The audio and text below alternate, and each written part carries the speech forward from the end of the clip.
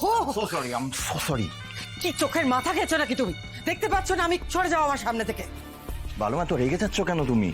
কি হয়েছেটা কি বলো তো? তুমি ঘরের মধ্যে পায়চারি করেই যাচ্ছ। হোয়াটস রং? রং? সবকিছুই রং ম্যাডি। তোমার মতো অপদার্থ ছেলে থাকলে কোনো কিছুই রাইট হতে পারে না। আমি আমি আমি আবার কি করলাম? কিছুই তো করছো না, সেটাই তো সমস্যা। একটা কোনো প্ল্যান বা একটা কোনো উপায় বলতে পারছো যাতে আমরা শাওনকে জব্দ করতে পারি? রিল্যাক্স ভালো মা, এত অস্থির হচ্ছ কেন?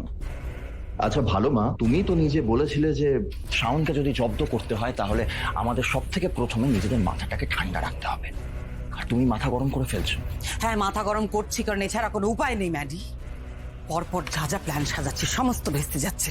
যত ভাবছি ব্যাপারটা কন্ট্রোলে আনবো, সমস্ত উল্টো হয়ে যাচ্ছে। আমি এই মেয়েটা শাওন আমাকে আগে জমের মতো ভয় পেত, আর এখন ও আমার মুখে মুখে তর্ক করছে। ও আমাকে চ্যালেঞ্জ করছে ম্যাডি, আমাকে। তুমি সবটা আমার উপর ভরসা করে ছেড়ে দাও। তোমাকে চ্যালেঞ্জ করার অডাসিটি আমি শেষ করবো। বেশ, না হয় আমি তোর উপর সবটা ছেড়ে দিলাম। তুই কি করবি শুনি? পরশুদিন শিক্ষা দপ্তরের একটা বড় প্রেস মিট আছে, রিমেম্বার?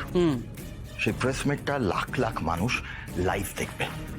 আর সেখানে মামা যদি ছোটখাটো একটা কোনো ভুল করে দেয় তাহলে কিন্তু সেটাকে নিয়ে অপোজিশন পার্টি একটা খুব বড় সড়ো ইস্যু ক্রিয়েট করবে।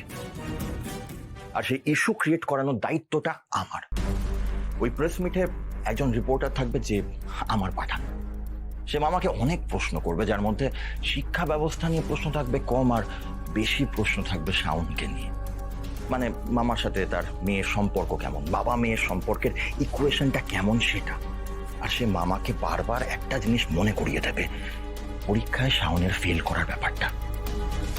সেটা শুনে মামা নিশ্চয়ই কিছু না কিছু একটা ভুল কমেন্ট করেই দেবে, কিছু একটা নেগেটিভ বলবে। ব্যাস, আমাদের প্ল্যান সাকসেসফুল। কেল্লা ফতে।